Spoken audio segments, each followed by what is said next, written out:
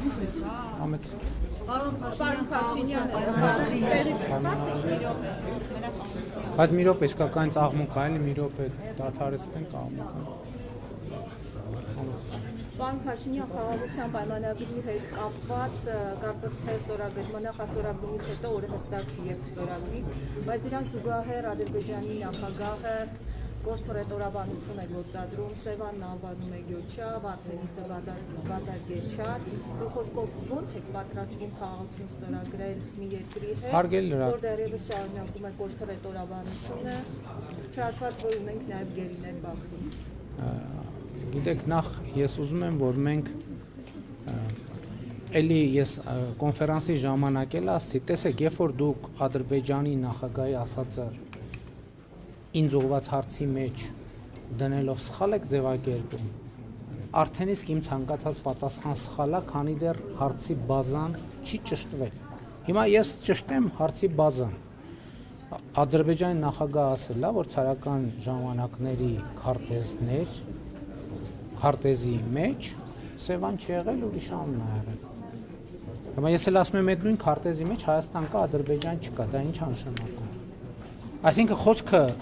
վերաբերվում է, իմիջայլոց ես նախորդ բրիֆինգի ժամանակ խնդրեցի լրագրողը ինձ պետք է տեղեկություն փոխանցել, ես էլ իրան այդ քարտեզը պետք է փոխանցեի։ Այսինքն հասկանում եք, պետք է մենք ճիշտ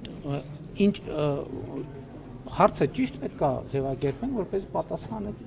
ճիշտ լինի։ Հիմա Ադրբեջանի նախագահն ասել է, չգիտեմ, որ թվի քարտեզում Սևան չի գրած է ուրիշ անուն։ Եվ ես էլ հարց եմ տալիս, ասում եմ, որ տենց հետ են գնում, միջև որ թիվը հետ գնանք։ Ինչ վերաբերվում է անազատության մեջ, գերության մեջ գտնվող մեր հայրենակիցներին, այդ հարցի պատասխանն էլ ունենք, դա մենք ամեն օրյա աշխատանք ենք անում այդ ուղղությամբ եւ ես եթե կա տեսակետ, որ պետք է այդ խնդիրը լուծվի, որ խաղաղության հարցը լուծվի, ես էլ ասում եմ, ինչքան բարենպաստ լինի միջավայրը Հայաստանի եւ Ադրբեջանի միջեւ, այդքան ավելի հեշտ կլուծվի նաեւ այդ հարցը։ Այսինքն դիտանկյան խնդիր է, եւ ես կարծում եմ, որ եթե եւ խաղաղությունը մնացած բոլոր հարցերն էլ կլուծի։ Շատ հարցեր կլուծի։ Այսինքն այն անկալումը, թե մենք պետքա բոլոր հարցերը լուծենք, հետո նոր լինի խաղաղություն, խաղաղության համաձայնագիրը, կարծում եմ, այդտեղ էլ բացարձակ չի։ Այսինքն դա պրոցես է, կենթանի պրոցես է, հիմա էդ էլ ճիշտ չի ասել, այսպես պետք է անենք, այդպես, որովհետև եթե այդ տրամաբանությամբ առաջնորդվենք, այս կետին չէինք հասնի։ Այսինքն խաղաղության այս կետին չէինք հասնի։ Հենց դրա համար է, որ մենք փորձում ենք հնարավորինս ճկուն մոտեցումներ ցուցաբերենք, այնպիսի ճկուն մոտեցումներ, որ տվյալ պահին մաքսիմալ համապատասխանում են Հայաստանի պետական շահերին։ Պարոն Փաշինյան, վերջին մեկ շաբաթվա ընթացքում թե երկրորդ, թե երրորդ նախագահները անդրադարձան ծեր կառավարության իրենց խոսքով ձախողումներին, իրենք փաստարկներ ու տարբեր փաստեր ներկայացրին, բայց ես կխնդրեմ անդրադառնալ Սերժ Սարգսյանի մի հայտարարության, ըստ որի դուք ձեզ առաջարկվել է, հա, փոխվարչապետի պաշտոն 2018 թվականին, ուզում եմ ներկել կամ հաստատել այս լուրը, եթե առաջարկվել է, ապա ում կողմից ինչ պայմաններում եւ ինչու է մերժվել։ Լսեք, ինչ լավ է այդ հեղափոխությունը տեղի ունեցել ըստ էության ուղիղ եթերում։ Բայց թե ուղիղ եթերում տեղի ունեցած է ամբողջ, որովհետև Կարեն Կարապետյանի հետ հանդիպում չի եղել, որ Կարեն Կարապետյանի հետ հանդիպում լիներ, կլիներ ուղիղ եթերում։ Հա, Կարեն Կարապետյանի հետ մեկուսարանում եղել է հանդիպում, ճիշտ է, կներեք, մոռացել էի։ Եվ երկրորդը խոսվում է դեսպանների մասին, ես հատուկ այդ թեմայով դեսպանների հետ հանդիպում եմ արել եւ երեկվա հավաքը նկատի ունի։ Չէ, հեղափոխության ժամանակ իրանք հանդիպում են ուզել ինձանից եւ այդ հանդիպման հիմնական նպատակն եղել է, որ իրանք ասել են կարող ենք օգնել, աջակցել, ես ասել եմ անընդունելի է ինձ համար։ Ես Հայաստանի ներսում օտարերկրյա դեսպանների միջնորդության կարիք չունեմ, որպեսզի Հայաստանում մեր քաղաքական օրակարգը առաջ մղել։ Այսինքն ցանկացած տենց թեմա, որ ինչ որ մի դեսպանի միջոցով ինչ որ մի առաջարկ արվել կամ հետ առաջարկ ստացվի, դա ի սկզբանե սուտ է։ Իսկ Կարեն Կարապետյանի այդ հանդիպումը լավ հիշեցրիք, ինձ իսկապես մոռացել եմ։ Մի րոպե, բանտում հանդիպումը եղել է հետևյալ, ես ես ասեմ ինչ ա եղել։ Հիմա շատ լավ առիթ է պատմեմ ինչ ա եղել այդ հանդիպման ժամանակ։ Կարեն Կարապետյանը եկել է եւ ինքը խոսել է Սերժ Սարգսյանի անունից։ Սերժ Սարգսյանի անունից խոսել է եւ ասել է, որ փորձ արել նենց անել, որ իրենք ինձ ազատում են եւ հեղափոխական process-ը չի շարունակում։ Ես ասել եմ ոչ, դա բացառ։ Նախ ասեմ փոխվարչապետի մասին, ընդհանրապես երբեք որևէ մեկի հետ ընդհանրապես տենց ակնարկ եւ խոսակցություն ընդհանրապես որևէ մեկի հետ չի եղել։ Որևէ մեկի հետ ոչ միայն փոխվարչապետ, որևէ պաշտոնի մասին որևէ խոսակցություն ընդհանրապես չի եղել։ Ես չգիտեմ իրենք նման բան քննարկել են թե չէ, բայց ես չի էլ թույլ տա որ տենց խոսակցություն տեղի ունենա։ Սկսենք դրանից։ Դա բացառում եմ, այո։ Չի կարա տենց մի րոպե։ Ներողություն, թողեք պատասխանեմ։ Եթե չի եղել մեկը հայտարարում է, դա ինչ է։ Հիմա դուք անդադ տեսեք 1000 ներողություն եմ խնդրում, չէ։ Տեսեք, այսօրվա մեր լրագրության առանձնահատկությունն է դա։ Փաստը դնում ենք մի կողմ, գնում գնահատականի հետևից։ Ես ասում եմ չի եղել։ Դուք ինձ ասում եք ուրեմն դա կեղծիք է։ Կեղծիք չի, հրավառություն է, վեպ է, պատմավեպ է, բանաստեղծություն է, թե պիես է։ Այդ գնահատական է։ Ես ասում եմ չի եղել, ասում եմ իսկ բացառում եք որ ձայնագրություն լինի, ասում եմ ուրիշ փաստ բացառում եք, որ ասում եմ այո, բացառում եմ։ Ընդհանրապես բացառում եմ, որ որևէ ձայնագրություն կլինի, որը իրենց ասած եւ իմ կողմից հերքված որևէ նյուանս կապացուցի, բացառում եմ որևէ թեմայով։ Այսինքն հիմա ես ձեզ հետ շփվում եմ, մի նեղվեք, ինձ հարցրեք, ինչ որ եղել է, կասեմ եղել է, ինչ որ չի եղել, կասեմ չի եղել։ Հիմա պատմեմ, թե ինչ է եղել Կարեն Կարապետյանի եւ իմ խոսակցությունը։ Խոսակցությունը եղել է հետեւյալի մասին, որ Կարեն Կարապետյանը ըստ էության ակնարկել է,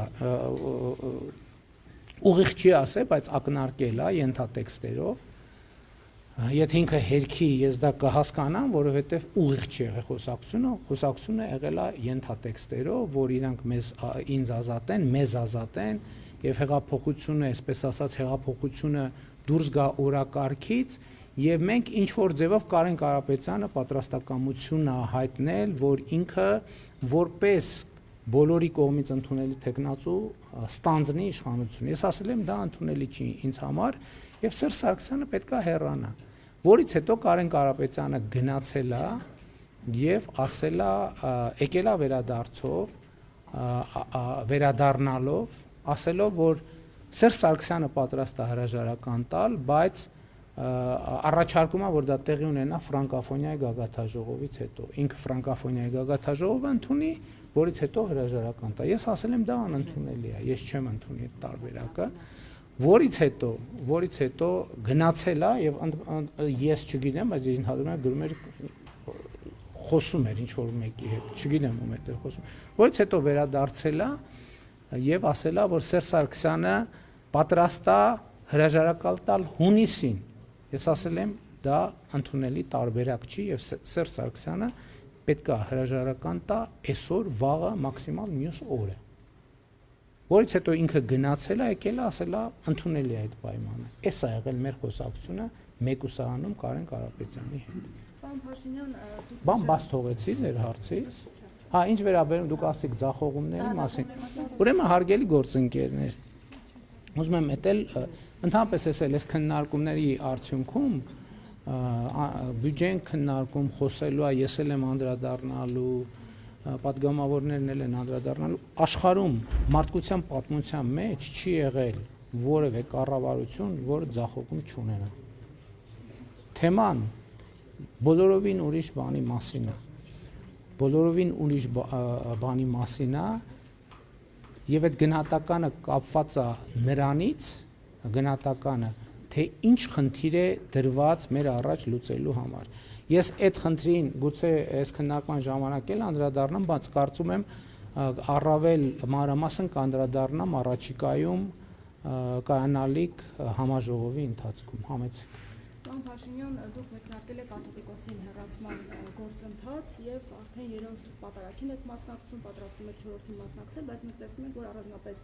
մեծ բազմություն չի հավաքվում, միայն քաղաքացիական պայմանագրի պատգամավորներ, նախարարներ են միայն ներկա լինում, եւ հիմա չորրորդն եք պատրաստում մասնակցել, կարող ենք ենթադրել, որ դուք միայնակ եք մնացել աթոռիկոսին հեռացման գործընթացում, դուք հանրային աջակցություն չունեք այս հարցում։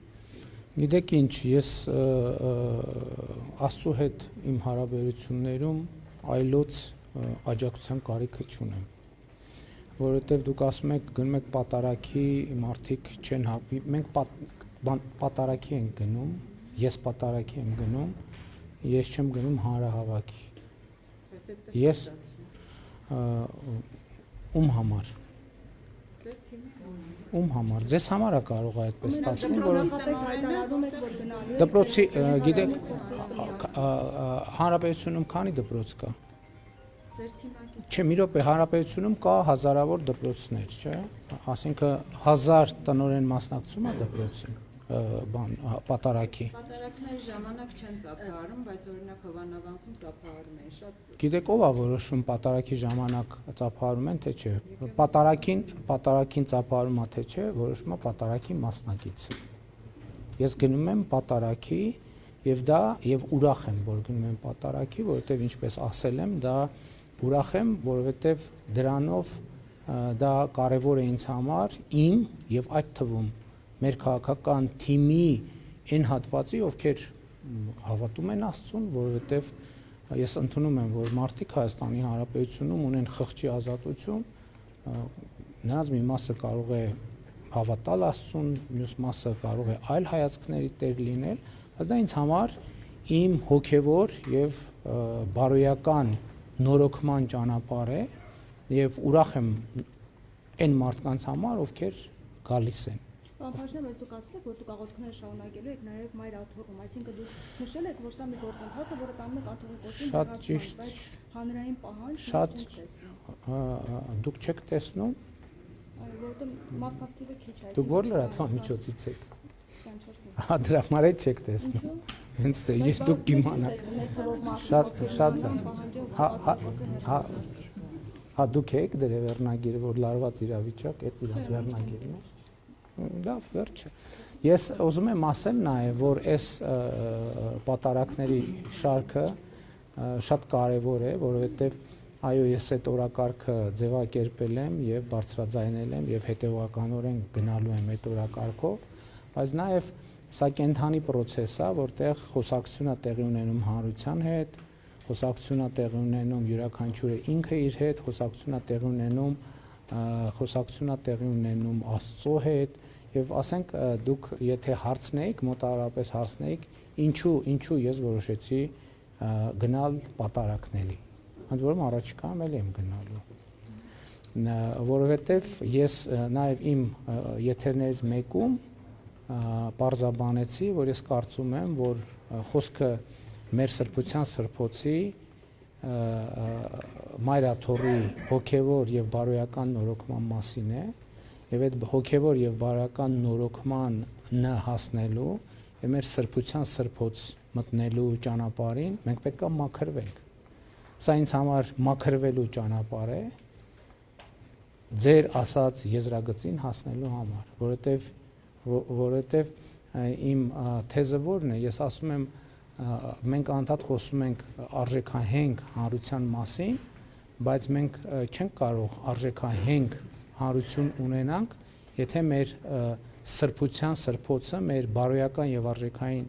համակարգի էպիկենտրոնը աղտոտված է։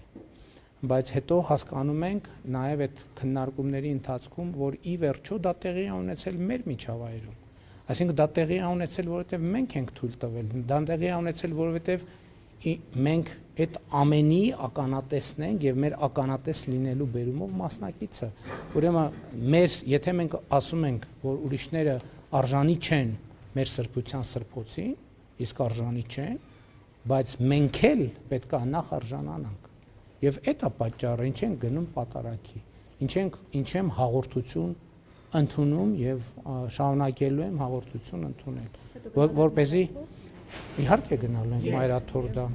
երբ որ բավարար չափով մաքրված կզգամ ինձ այն ժամանակ։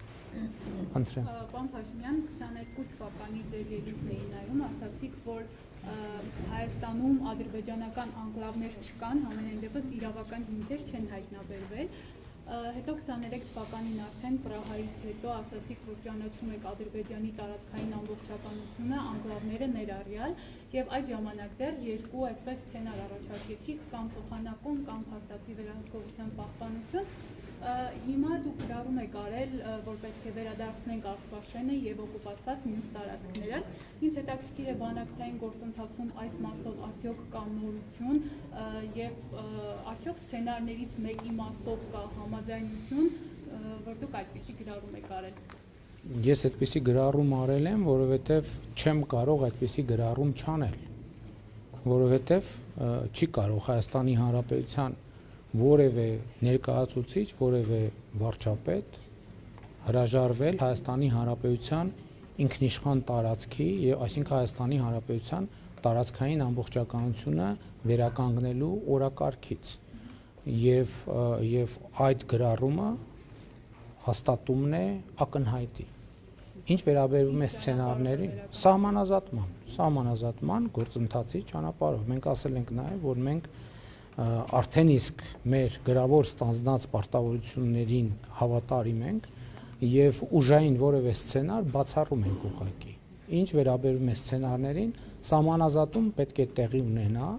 եւ նախ սահմանազատման արդյունքում պետքա արձանագրվի, ինչ պետքա տեղի ունենա սահմանազատման արդյունքում։ Սահմանազատման արդյունքում պետք է վերաարձանագրվի Ալմատի հռչակագրի հիման վրա երկրների տարածքային ամբողջականության ուրվագիծը։ Երբ որ տարածքային ամբողջականության ուրվագիծը կվերականգնվի, այդ ժամանակ արդեն մնացած բոլոր կոմբինացիաները եւ կարձանագրվի, այդ ժամանակ արդեն բոլոր հնարավոր կոմբինացիաները եւ վարիացիաները կքննարկվեն։ Եվ ես ուզում եմ ասել, որտեվ դա էլ է շատ քննարկում, ես հիմա դա հասկանում եմ, որ օրինակ քննարկում է, որ նույն Արցվաշենի դեպքում ավելի լավ է այլ սցենարների գնալ եւ այլն, որևէ մեկը չի կարող այլ սցենարի գնալ առանց Հայաստանի Հանրապետության ժողովրդի կամքի արտահայտման։ Ես ուզում եմ, եթե խոսքը գնա դրա մասին, եթե խոսք գնա տարածքի փոխանակման մասին, դա հստակ է, որ առանց Հայաստանի Հանրապետության քաղաքացիների դիրքորոշման դա հնարավոր չի անել։ Ընդ որում իրավաբանների գնահատականն է այս պահի դրությամբ, ես նույնիսկ եթե խոսքը ուղիղ հանրաքվեի մասին չլինի, առանց Հայաստանի Հանրապետության քաղաքացիների համաձայնության դա չի կարող պարզապես տեղի ունենալ։ Ինչ վերաբերվում է սահմանազատման գործընթացի վերաբերյալ ամբողջ իրավական շրջանակը, ընդ որում դե յուրե բարձրագույն իրավաբանական ուժ ունեցող փաստաթուղթ ունենք, ներողություն, դա երկու երկրների սահմանազատման հանձնաժողովների համատեղ գործունեության կանոնակարգն է, որը եւ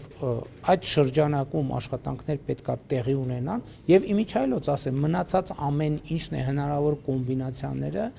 լայն շրջանակով իհարկե նկարագրված են եւ իմ ասացի մեջ որևէ նոր էլեմենտ չի ավելացել։ Իմ ասածը ամբողջությամբ տեղավորվում է նախկինում իմ ասածների մեջ։ Ուղղակի երբ որ խոսում եք Արցախաշենը վերադարձնելու մասին, տպավորություն է, որ սցենարների մասով կոնկրետ համաձայնություն։ Ոչ, չկա սցենարների մասին կոնկրետ համաձայնություն։ Հերթով, ներողություն։ Ոնց պայմանավորվել ենք։ Պարոն Փաշինյան, ի հավելում գործընկերության, մենք նախ գիտենք, որ Տիգրանաշենը եւ Արցախաշենը թե ռազմավարական առումով, դասրած եկան, այդպես նույն նշանակությունը չունեն, այսինքն այս դեպքում մեծ խնդիրներ են առաջանալու եւ արդեն իմ հարցը կխնդրեմ նաեւ անդրադառնաք պարոն Փաշինյան, Ադրբեջանի արտգործնախարարն էր ծավալուն հարցազրույց տվել եւ հիմնական էր ասածը սա էր, որ սկզբում բանակցությունները եղել են կոնստրուկտիվ, իսկ հետո ինչ որ փուլում դուք կտրուկ տեսակետ եք փոխել, այլ դիրքորոշումներ եք հայտնել, ինչն էլ հանգեցրել է այն իրավիճակին, որը այսօր է ցավալի իրավիճակին, որը ունեն խոսքը պատերազմի գործների մասն է, սա վերաբերյալ ինչ կասեք, ու երբ որ հետայց եք գնում, օրինակ նա նաև մեծ բերել ձեր նույն ելույթը, հա, Ստեփանակերտում, Արցախը, Հայաստանը եւ վերջ։ Դա էլ եղել։ Գիտեք, ես այդ ելույթին ես անդրադարձել եմ ընդ որում շատ մանրամասն քաղաքացիական պայմանագիր կուսակցության 7-րդ համաժողովում, այսինքն այդ անդրադարձը հրապարակային ընդ որում ուղիղ եթերում տեղի ունեցել, նշանակում է ինքը ժամանակի այս ձեր նշած շրջանում գոյություն ունի, ինչ վերաբերում է առավել եւս գիտեք միջ պետական հարաբերություններում եւ խոսակցություններում բանավոր խոսակցություններին հղում անելը ինքը առանձնապես լավ ժանր չէ, որովհետեւ կարելի ասել մեկը սենց ասեց ներքինում էլ լավ ժանր չի, ընդհանրապես պետք է դրանից իմիջիալը լավ գաղափար տվեցիք, հետաքրքիր է այն մեր խոսակցությունը միջև մտքովս չէր անցել, ձայնագրված է, թե ձայնագրված տեսնենք, որովհետև 2018 թվականին ցավոք դրա մասին խոսել եմ, ազգային անվտանգության ծառայությունում բավականին նյութեր ոչնչացրել են, բայց մտքովս չէր անցել, մի հատ տեսնեմ այդ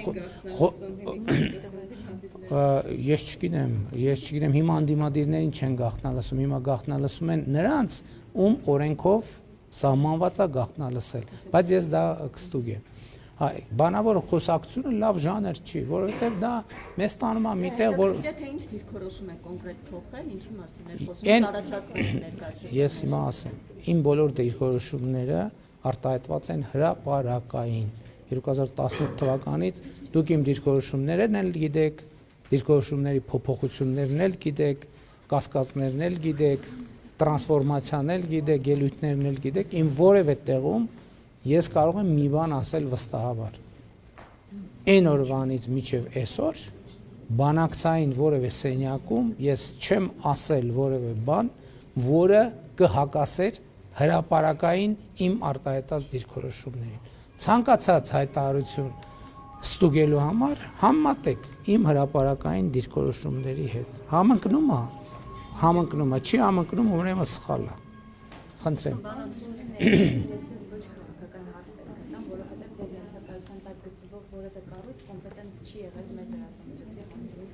Դա ինչ դժվար հարցեր եք տվել։ Համեցեք։ Ռուսական մամուլում մեղադրանքներ են հնչում, որ Հայաստանից սննդամթեր, կաթնամթեր մասնավորապես, երբ որ ներմուծում են, բաղադրության մեջ կա իրանական սերուցք, որի բաղադրությունը անհայտ է, ծագման աղբյուրը, տեսակը անհայտ է։ Սահմանման պատրաստականություն հայտնել է պատասխանը, բայց որևէ հստակ պատասխան չի տվել։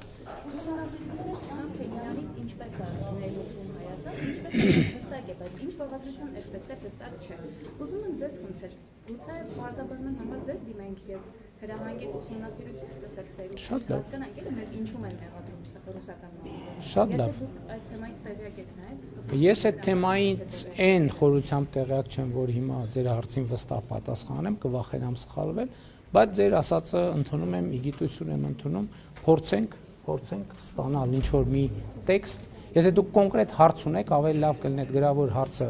մենք, այսինքն եթե ուղարկել եք, մենք կվերցնենք։ Դուք ներողություն, չէ, ուրիշ բան եմ, դուք իրանց գրավոր հարցում տվել եք։ Դե մենք այդ գրավոր հարցում կվերցնենք, որ լրատվամիջոցներ։ Շատ լավ։ Գրավոր հարցում կվերցնենք, կփորձենք պատասխան, խնդրեմ։ Անկլավների հարցի լուծման սցենարը ձեզ համար պարզ է, կան ադրբեջանական անկլավներ, որտեղ 2022 թվականին դուք երգում էիք կտրականապես դրանց գոյության մասին եւ ասում եք, որ իրավական հիմքեր պետք է ներկայացվեն։ Ես ասել եմ նաեւ, որ մենք այդ իրավական հիմքերը չունենք եւ ասել եմ, որ process-ում պետքա տեղի ունենա հետեւյալ Ադրբեջանը իր հիմքերը պետքա բերի, մենք մեր հիմքերը պետքա բերենք եւ հետեւաբար երբ որ դա տեղի կունենա, այլ իմ դիրքորոշման մեջ բան չի փոխվել։ Այն որ 1991 թվականին մեր անկախության նախորդող շրջանում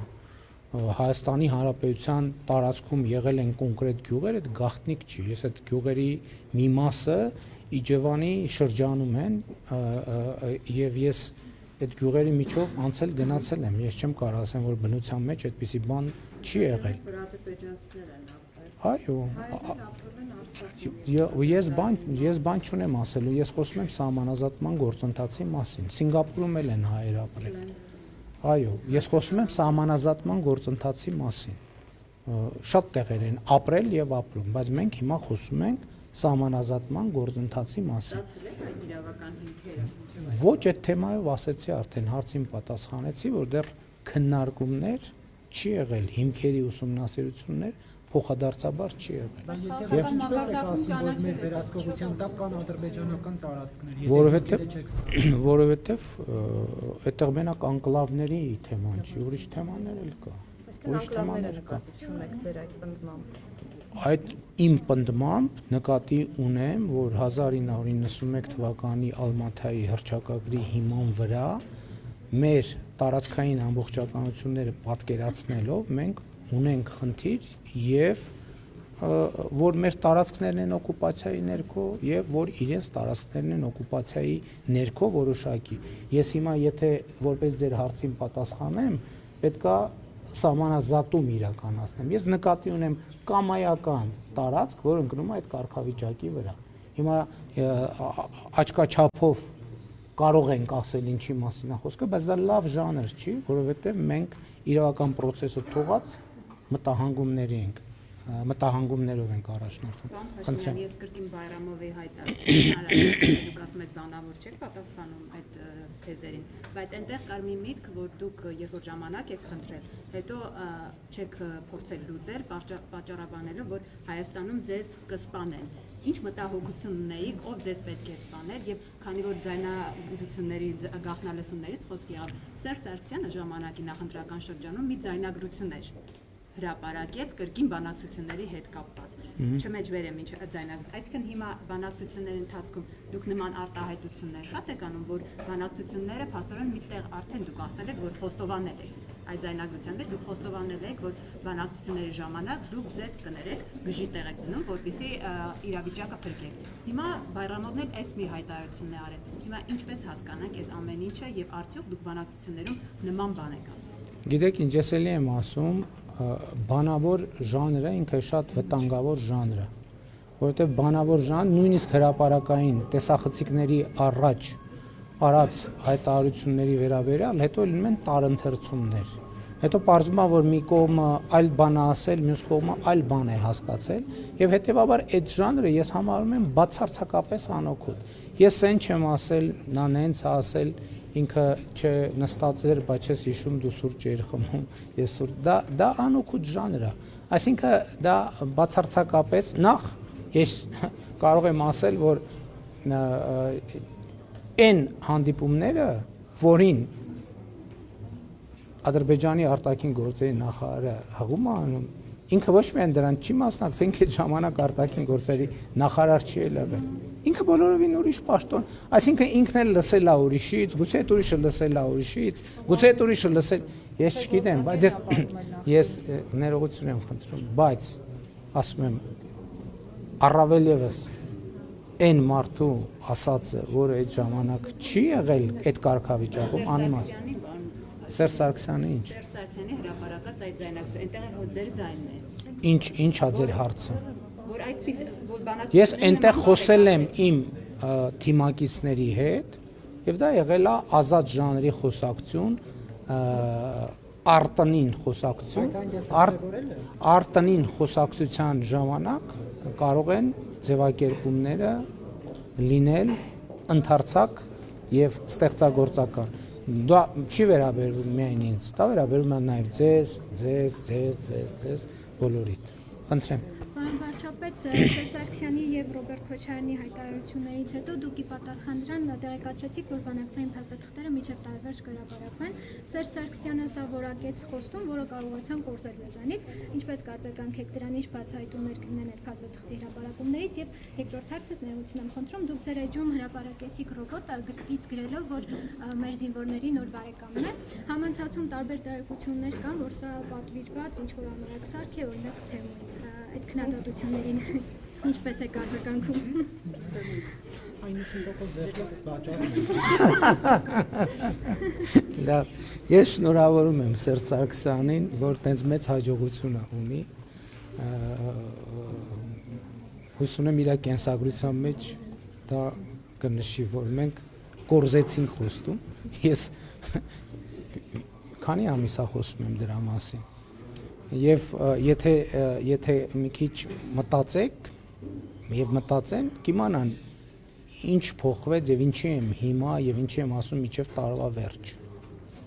Ինչն է պատճառը, որ ասում եմ միջև տարվա վերջ, բայց հրապարակ պմպահին գուցե կմեկնաբանեմ։ Նամակ եք ասել Սերժ Սարգսյանից նամակ։ Չէ, ես ուզում եմ ասել եմ, որ փաթեթը հրապարակեն միջև տարվա վերջ, դա պատճառ ունի, ինչի, որտեղ ես նախկինում ասել եմ, որ մենք կհրապարակենք։ Քանի ամիս առաջ եմ հրապարակային քանի ամիս առաջ եմ հրապարակային ասել, որ հանձնարարել եմ, որ պատրաստ եմ։ Ոչ, ընտրություններին ընդառաջ չի։ Ոչ, լավ, հիմա ասեմ, որովհետև հասկանում եք, ես նախկինում ասել եմ, որ այդ փաթեթի տերը մենակ մենք չենք։ Ենթադրվում է, որ տարվա վերջ միջև դե յուրե ԵԱՀԿ Մինսկի խումբը կլուծարվի եւ այդտեղ այդ բարոյական եւ քաղաքական արգելքը կվերանա, այսինքն այդ սուբյեկտը չի լինի եւ մենք ազատ կլինենք այդ թղթերը հրապարակել։ Իսկ Սերժ Սարգսյանի, այո, Սերժ Սարգսյանի նամակը հիմա ես հանձնարարել եմ գաղտնազերծման գործընթացը տեղի ունենում, չէ, ինչի ուղղված։ Այլ երկրի ղեկավարի ուղղված։ Ես այդ նամակի մասին Ես այդ նամակի մի րոպե ներողություն եմ ժողովուրդ ջան, ինչ կլինի, ես գնամ դուք հարցազրույցան։ Դե հերթու կարգ պետք է լինի, չէ։ Հիմա չեմ կարող ասել, կհրապարակեմ կտեսնեք։ Իսկ ռոբոտը բարի։ Հա, ռոբոտը դե ինչ ասեմ։ Հիմա գիտեք,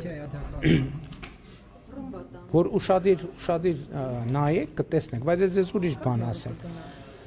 Ես ձեզ ուրիշ բան ասեմ, հայ իմիջայլոց, ես քանի որ հրապարակային առաջարկել եմ, կարծում եմ անարդար կլինի, եթե նույն առաջարկը ձեզ չանեմ, չնայած երեք պաշտպանության նախարարի հետ խոսում էինք, որ պետք է այդ նույն առաջարկը ձեզ անեմ, որովհետև դուք տեսել եք, որ ես առաջարկել եմ, քանի որ շատ քննարկումներ կան, քննադատություններ կան, որ Հայաստանը պաշտպանության ծախսերը բան անում, կրճատում է, Հայաստանը զինաթափել է բանակը, էս արել են արել,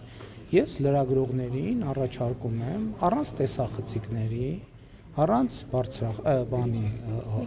հա, նույնիսկ առանց գրիչների, եթե պայմանավորում ենք, որ ինֆորմացիան կոնֆիդենցիալ է, առանց հեռախոսների եւ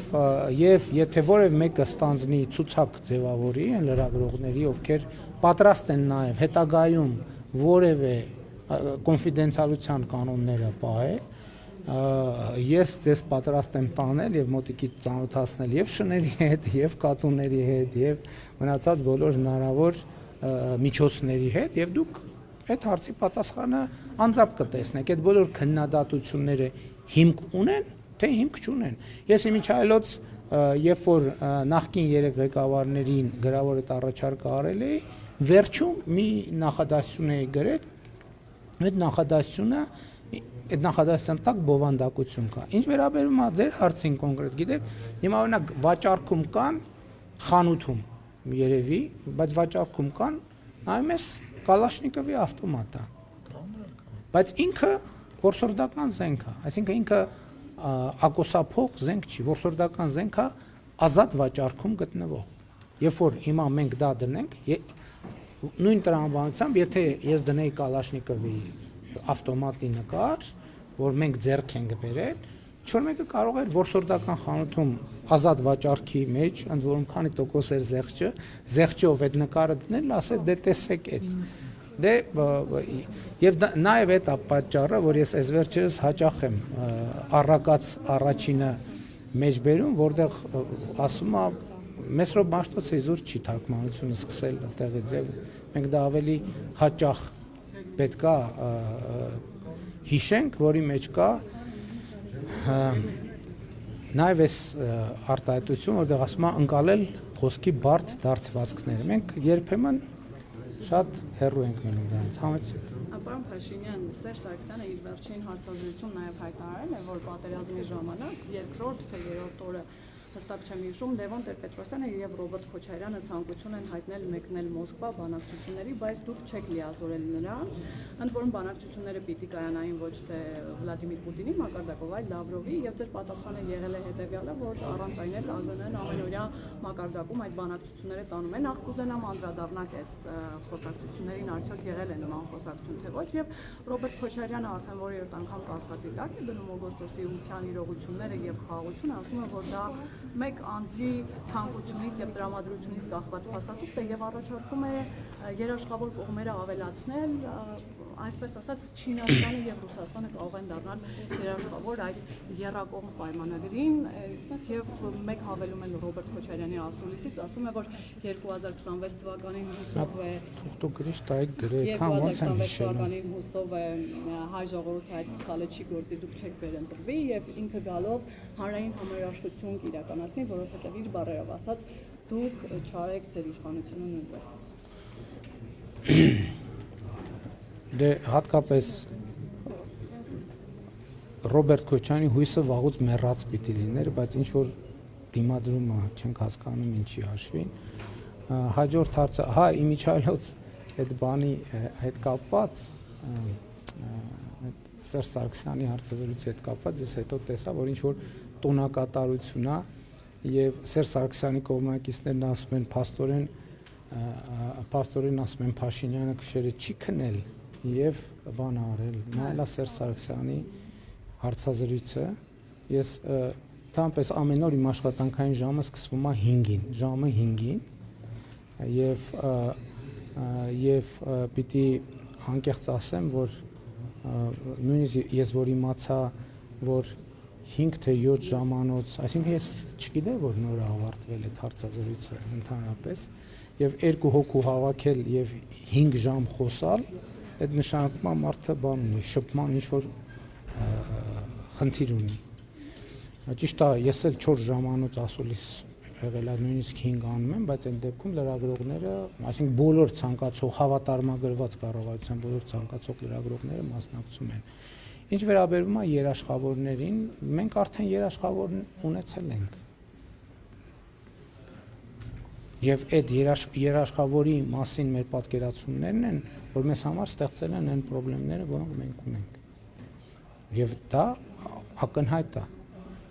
Ինչ վերաբերում է, հա, ներողություն, ես ուզում եմ հարցնեից դուք երբանից եք լրագրող աշխատում, կներեք, վաղուց եք, բայց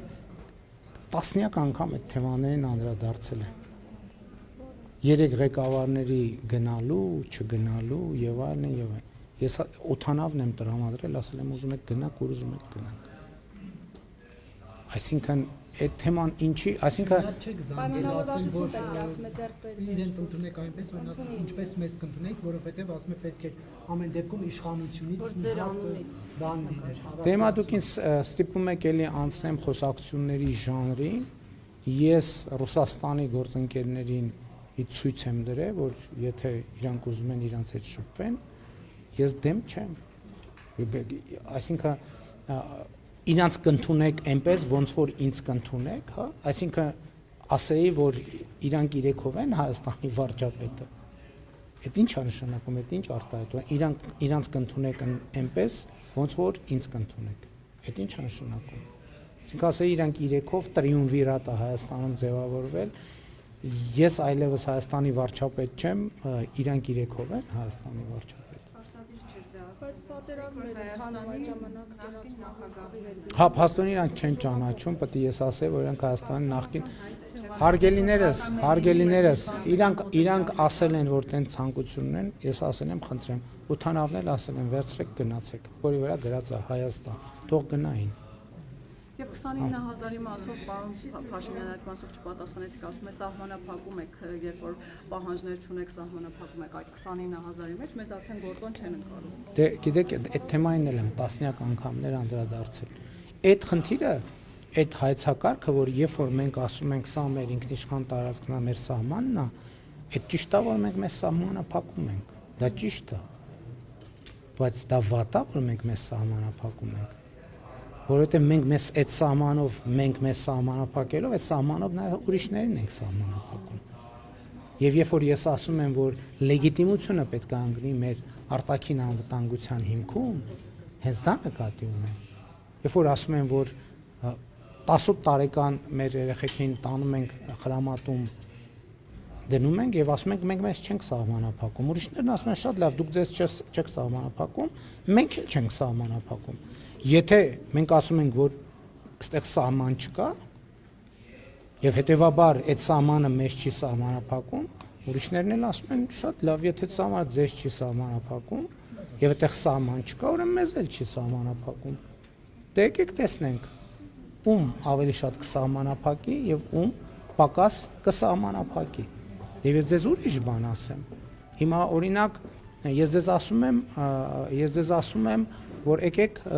ես պատրաստ եմ հրավիրել լրագրողներին եւ գնանք ձեռք բերենք մեր սպառազինությունները։ Հարց չի ծագում, ինչու մենք այդ սպառազինությունները, որ այսօր ձեռք ենք բերում, ինչու ձեռք չենք բերում օրինակ նախկինում։ Իսկ նախկինում ձեռք կամ ինչու ենք հիմա կարողանում ձեռք բերել, իսկ նախկինում ոչ։ Ես դրա մասին կարծեմ հրապարակային գրել էի։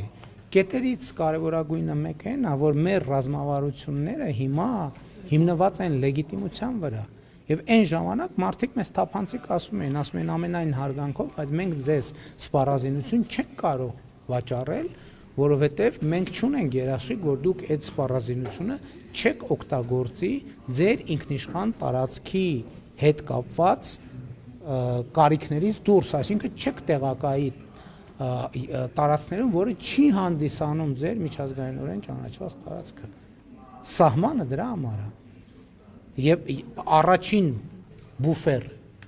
ես առաջկայում սրա մասին, բայց լավ հրապարակային մանրամասն խոսելու եմ, էլի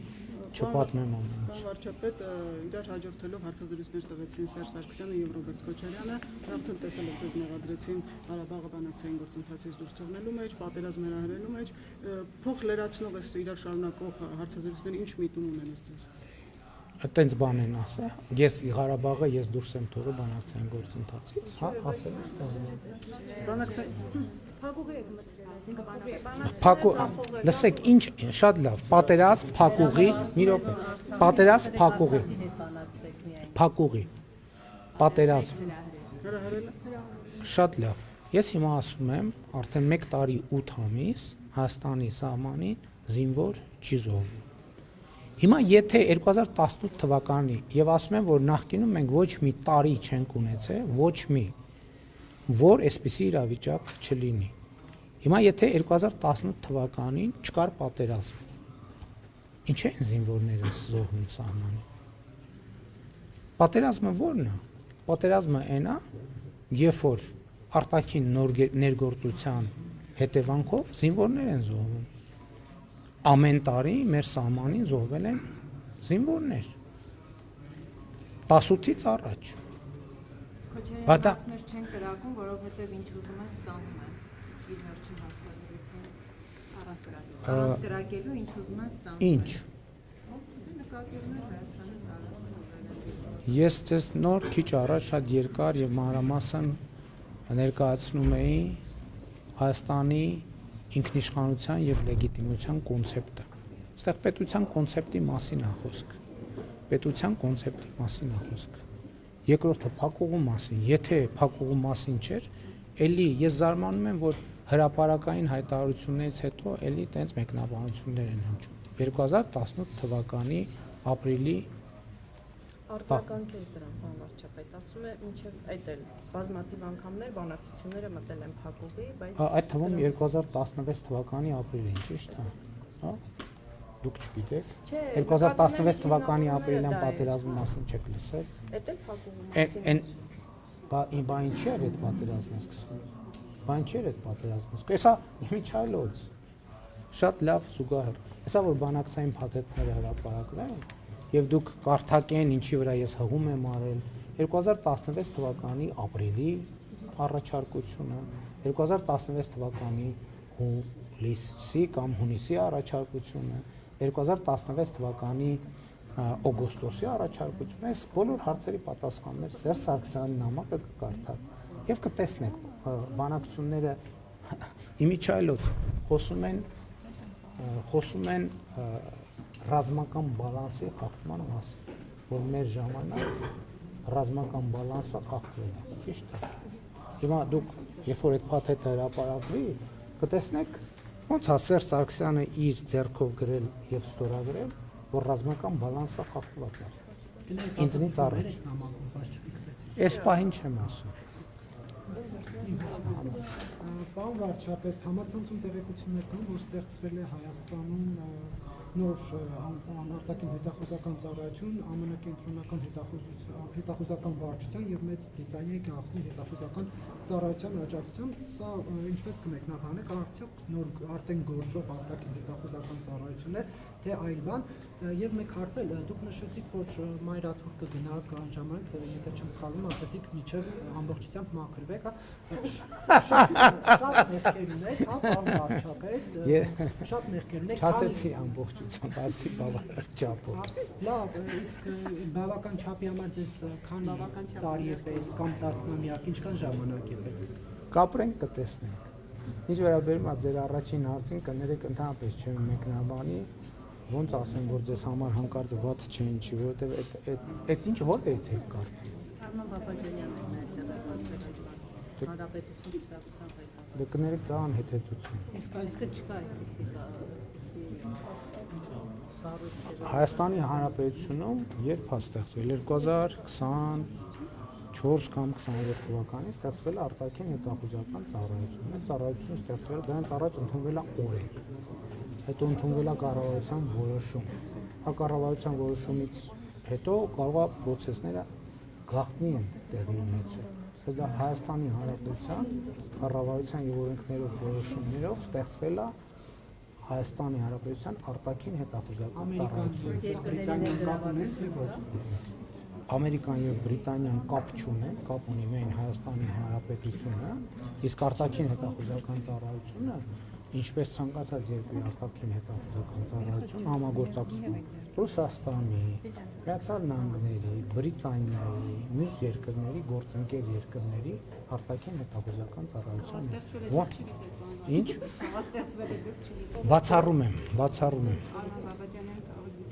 Բացառում եմ,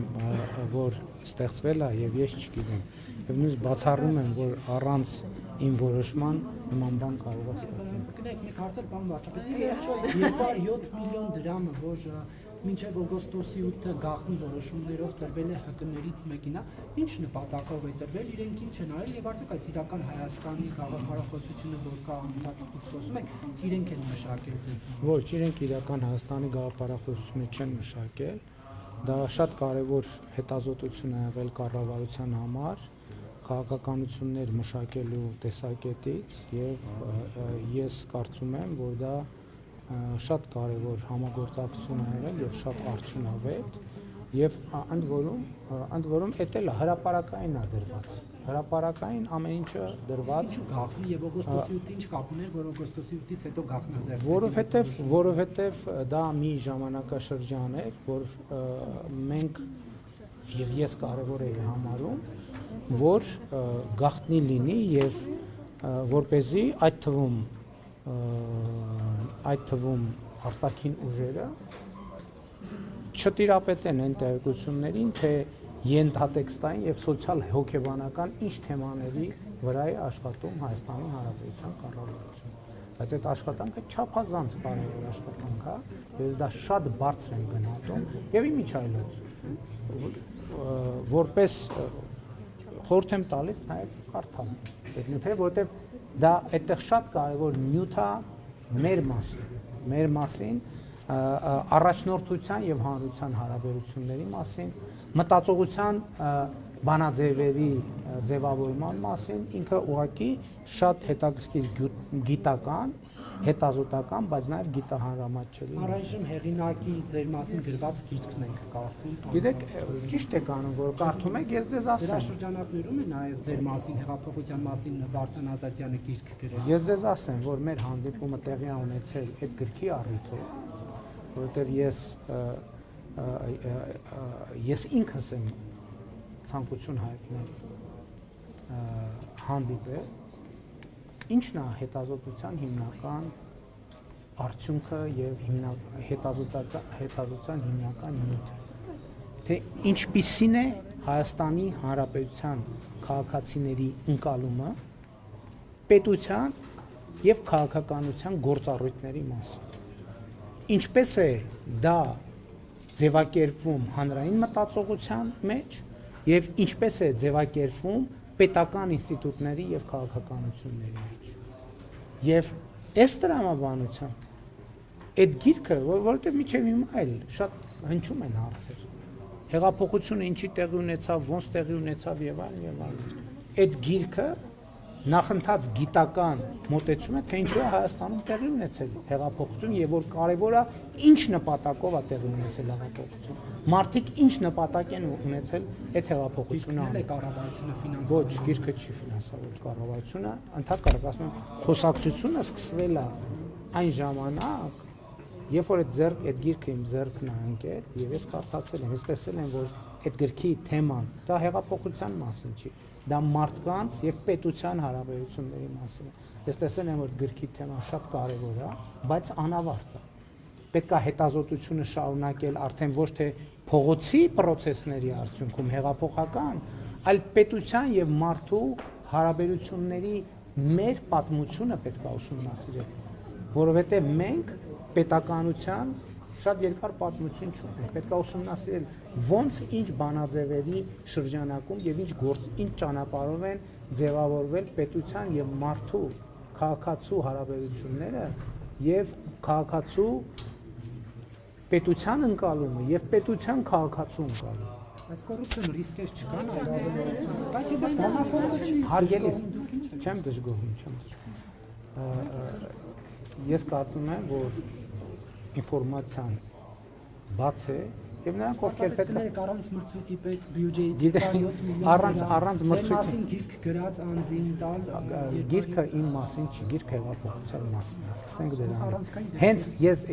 ես նոր այդ նկարագրեցի, հա, ում գիտեք մոտավորապես պատկեր ձեզ հետեւյալ ասեմ, այդ մրցույթների մասին այդ օրինակը ես բերում եմ, օրինակ քաղաքական որոշումը կայացվում, որ պետք է ձեռք բերել Վան Գոգի նկարը օրինակ։ Եվ մրցույթ է հայտարարվում եւ այդ մրցույթում հաղթում է, ասենք, չգիտեմ, Ջեյմս Ռոբսոնը, որը բերում է իր նկարը ավելի էժան գնով տալիս է։ Հա, մրցույթը կայացավ, բայց նպատակը չկայացավ։ Նպատակը հենց այդ կետից հետազոտությունը զարգացնելն է եւ բերելն է այդ տրանսֆորմացիան, ընդդիմություն, հեղափոխություն, պետություն, կառավարում եւ այդ հարաբերությունների տրանսֆորմացիան, որովհետեւ այդ թվում այսօր իմ եւ Հայաստանի քաղաքացու հարաբերությունները այնպեսին չեն, ինչպեսին էին 2018 թվականի ապրիլին կամ մարտին։ Եվ այդ հարաբերությունները պետության եւ մարդու հարաբերությունները, ես դες ավելին ասեմ, պետք է մշտական հետազոտության թեմա լինի եւ մենք այդ հետազոտությունները նաեւ կշարունակենք։ Հիմա, քանի որ գաղտնիության անհրաժեշտությունը վերացել է եւ կա արդեն բազային նյութ, գուցե թե նաեւ մրցույթով։ Բայց մնացած հարցերը կարող են քննել ոչ մի Մամուլում տեղեկություն կա, ներողություն եմ։ Սամվել Կարապետյանի եւ խորհրդու եւ փաստաբանի Ամստերդամի թագերկարուսանի հետ հարցազրույցից հետո դուք հանձնարարել եք ձեր աշխատակազմին մեկ այլ հարցազրույց կազմակերպել ամերիկյան մեկ այլ հայտնի լրագրողի հետ, որտեղ եկեղեցու դեմ այսպես սկսված այս գործողությունները շատ ծանր են տարել, այսինքն Միացյալ Նահանգներում հայտնի է դարձել, քանի որ լրագրողը շատ հայտնի է եւ իդեպ ասում են Թրամփի որդու Հայաստան չգալը չեղարկվել է հենց այդ հարցազրույցից հետո, ինչ կարող եք ասել, այդպիսի հանձնարարական կա, որպեսզի դուք ամերիկյան հայտնի լրագրողներից մեկի հետ փորձեք բարձրաբանել իրավիճակը։ Հարգելիներս, նախ սկսեմ նրանից, որ այսօր մենք բազմաթիվ միջազգային այդ թվում ամերիկյան լրագրողներից հարցազրույցի հայտեր ունենք, բայց ինչպես տեսնում ենք, նախընտրում ենք հարցազրույց տալ հայաստանցի լրագրողների։ Ես նկատի ունեմ, եթե ձեզ թվում է, թե պետության ղեկավարի համար մեծ բարդություն է միջազգային լրատվամիջոցներին հարցազրույց տալը, այդքան էլ ճիշտ չի ձեր պատկերացումը։ Ուղիղ հարցին ուղիղ պատասխան։ Ոչ միայն չկա նման հանձնարարական, այլև չկա եկեղեցու դեմ արշավ, ինչպես դուք ինքներդ եք ասում, որովհետև ինչպես ես ասել եմ, Հայաստանի Ծառաքելական Սուրբ եկեղեցի իմ սրբությունն է, իմ եկեղեցին է, ինչպես նաև այն մարդկանց, ովքեր մկրտված են Հայաստանի Ծառաքելական Սուրբ։ Ինչու երեխաների հետ չի գնում այդ ձեր ասած սուրբ։ Գիտեք ինչ, իմ երեխաները նրանցից առնվազն մի քանիսը գնում եւ գնացել են այն պատարակներին, որտեղ տեսախցիկներ չկան, որովհետեւ նրանք նախընտրում են իրենց հոգեվոր կյանքը ապրել իրենց հոգեվոր կյանքի տրավմանության մեջ։ Մեկը գնում, մյուսը չի գնում եւ այլն եւ այդպես շարունակ։ Թրամփի որդու գիտեք մենք նման այցի վերաբերյալ հայտարարություն չենք արել, ով հայտարարություն արել է կողնայել բարձրաբան, որովհետև ինչպես ձեզ համար, այնպես էլ մեզ համար դա եղել է լրատվություն եւ ով որ այդ լրատվությունը տարածել է կողնա բարձրաբան։ Պարոն վարչապետ, անկլավեցիստների մասով դուք ասացիք, ձեր գրառումն է, որ Արցվաշենը պետք է եւ մյուս օկուպացված տարածքները պետք է վերադարձվեն։ Մյուս կողմից ասացիք, որ ես չեմ հասկանում, ասենք նախկին շրջանում ասում են, որ Հայաստանը չի պայքարում իր տարածքները վերադարձնելու համար, չէ, հիմա ուղղակի ձեր ուշադրությունն է հետաքրքիր է, երբ որ ասում ես, որ Հայաստանի ինքնիշխան տարածքները պետք է վերադարձվեն, պարզվում է, այդ էլ այնուամենայնիվ նրա մասին, որ ինչ-որ բան տալիս ես եւ այդպես չէ։ Այս ուղղակի որպես հետաքրքիր պատերազմ չեն կանելու, դրա համար էլ հիմա կասկածներ են առաջացել Արցվաշենի հարցը վերել է գորական վիցե-պիգրանաշեն եք 1991 թվականին Ալմաթայի հռչակագիրը եւ դրա հիման վրա Հայաստանը եւ Ադրբեջանը փոխադարձաբար ճանաչել են միմյանց տարածքային ամբողջականությունը եւ դա պետք է ի կատար ածվի։ Նաեւ ինչպես արդեն ձեր հարցինի պատասխանը ընդդեղից եկեք ստեղելի հարցը։ Հեսա կլսեմ ձեզ։ Ներողություն։ Ձեր հարցինի պատասխան ասել եմ նաեւ մնացած բոլոր օպտիմալացումների հնարավոր փոխանակումների սխեմաները նկարագրված են իրավական բարձրագույն ուժ ունեցող Հայաստանի եւ Ադրբեջանի սահմանազատման հանձնաժողովների համատեղ գործունեության կանոնակարգում։ Պարոն վարչապետ, նաև ասացիք, որ այս քննարկումը դեռ չկա սահմանազատման հանձնաժողովների միջև, ամեն դեպքում այդ որոշում ամեն դեպքում դեռ չկա։ Հիմա եթե բանը հասնի, որ այդ թեման դեռևս սեղանին չի դրվել եւ այդ process-ը հիմա եթե այդ երբ որ լինի, երբ որ այդ process-ը լինի, ձեր կառավարության հստակ դիրքորոշումը ո՞րն է, անկլավների եւ էքսկլավների վերահսկողությունը մնա այնպես ինչպես կա, թե լինի փոխանակում, այսինքն երբ որ դուք ասում եք, որ Արցվաշենը պետք է վերադարձվի, մենք կարող ենք արդեն հստակ սա անցալել որպես ազդակ, որ դուք կողմ եք դրանց այսինքն հայկական տարածքը վերադարձվի, իսկ ադրբեջանական այն անկլավները, որոնց մասին իրենք ասում են եւ դուք էլ եք ասում 91 թվականի քարտեզներով, դրանք էլ վերադարձվեն Ադրբեջանի, սա Հայաստանի դիրքորոշումն է։ Դուք կարող եք հստակ արձանագրել մի բան, որ Հայաստանի կառավարությունը առանց ժողովրդի դիրքորոշումը իմանալու չի կարող Արցվաշենը փոխանակել որևէ բանի։ Այսինքն մենք ոչ միայն Արցվաշենը Հայաստանի ինքնիշխան տարածքի Ես հարցնում եմ ձեր դիրքորոշումը ո՞րն է, իրավիճակը մնա այսպես, թե այն մյուս սցենարով։ Ես այդ հարցին չեմ անդրադառնա, որովհետև նախ ինչպես ասացի, իմ նախկինում արձանագրած դիրքորոշման համաձայն պետք է մի հատ իրավական հիմքեր նայենք, այսինքն հիմա դուք ինձ ինչ հարց եք տալիս, ձեր դիրքորոշումը ո՞րն է այդ իմ ընկալմամբ իրավական արձանագրումներ չտեսած վիճակում ես դիրքորոշում արտահայտել։ Պետք է մյուս կողմից էլ ասում եք 91 թվականի քարտեզները չեն ներառում անկլավները։ Չէ, ես դրա համար այդտեղ գիտեք էլի եմ ասում, էլի այդ ասածների մեջ նրբություններ կան։ Այդ ասածների մեջ նրբություններ կան։ Հիմա երբ որ կլինի խոսակցությունը, Ադրբեջանը կբերի իր փաստարկները, մենք կբերենք մեր փաստարկները եւ կտեսնենք կհամեմատենք։ Երբ որ եւ եթե արձանագրվի, որ կա այսպիսի թեմա 1, այսպիսի թեմա 2, այն ժամանակ արդեն կսկսենք մտածել դիրքորոշումների մասին։ Այդ արձանագրվածը ինքը մենք առաջարկում ենք փոփոխության ենթարկվի, թե չէ, բայց քանի դեռ չի արձանագրվել դե յուրե որևէ բան, դա քննարկելը ինքնին մեթոդական սխալ է։ Եվ մի կարճ հարց էր, պարոն վարչապետ, Եվ վերջին դուք ասացիք, Չէ, դե արդեն բոլորը տվել էլի բանի մասին, հատուկ ծառայ։ Չէ, Ցորենի հետ կապված է, Ցորենին անդրադառնանք։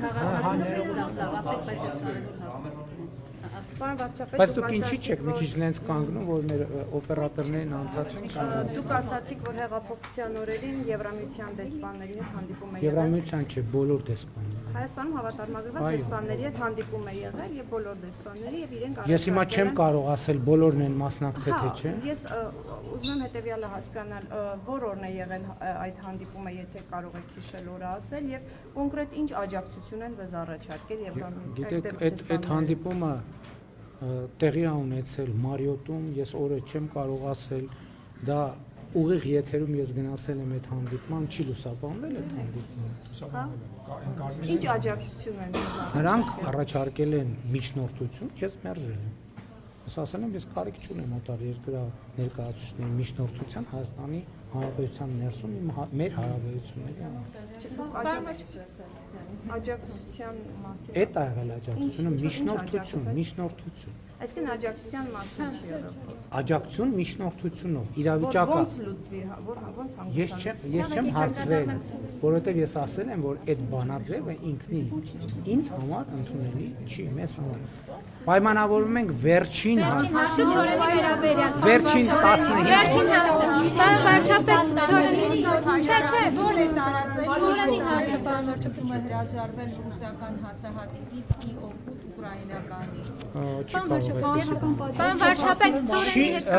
Մի րոպե, դե գիտեք, էտով է հայտարարել, նախ ես սկզբունքս առաջի անգամ խախտում եմ եւ իմ չկարդացած բանը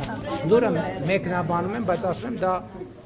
էտել հազար ներողություն բացարձակ անհեթեթություն։ Բացարձակ Պարոն անհեթեթություն։ վարչապետ Ցորենի Ներեք, բայց ամբողջական կարող պատճառներով ցանկանում է անջատվել Մոսկվայից եւ օգնել Կիևին, այս դեպքում ուկրաինական Ցորենի մասին։ Հիմա արդեն գնացինք, այսքան կարդացինք Ցորենի մասին բան չկա։ Ցորենի մասին քննադատություններին, ընդդիմության քննադատություններին։